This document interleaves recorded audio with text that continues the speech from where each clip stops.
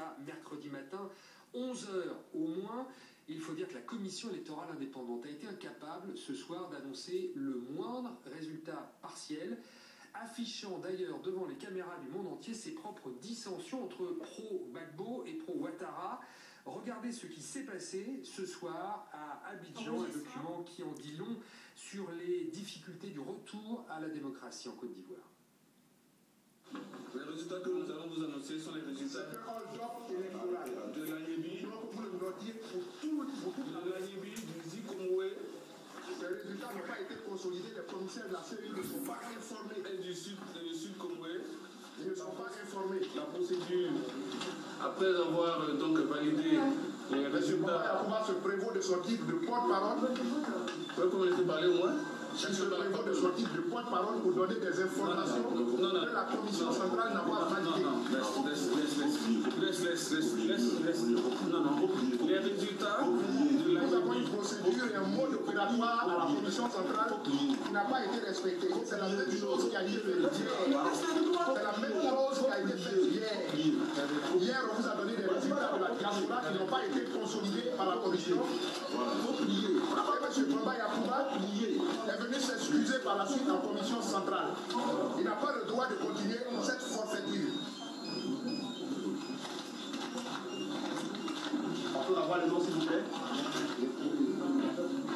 Je suis Topa Béni, membre de la commission centrale de la CEI.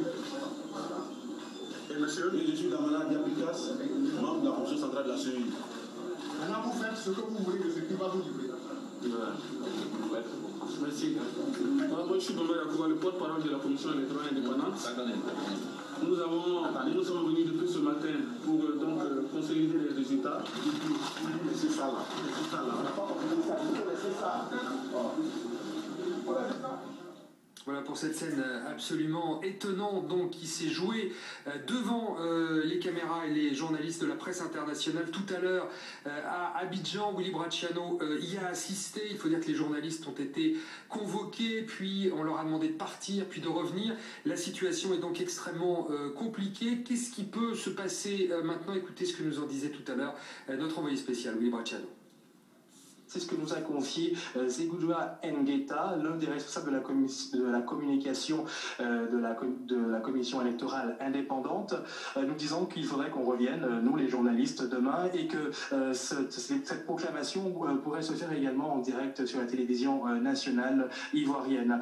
Donc ce feuilleton trouve un épilogue en tout cas pour ce soir. Ce qui est certain, c'est que les membres de la commission électorale indépendante continuent à travailler et à l'instant, ils ont reçu la visite de Yonggi Choi, le représentant spécial du secrétaire général des Nations Unies, ici en Côte d'Ivoire.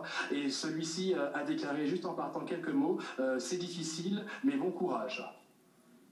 Effectivement, il va en falloir aux membres de cette commission électorale indépendante pour réussir à publier les résultats et annoncer qui est élu président de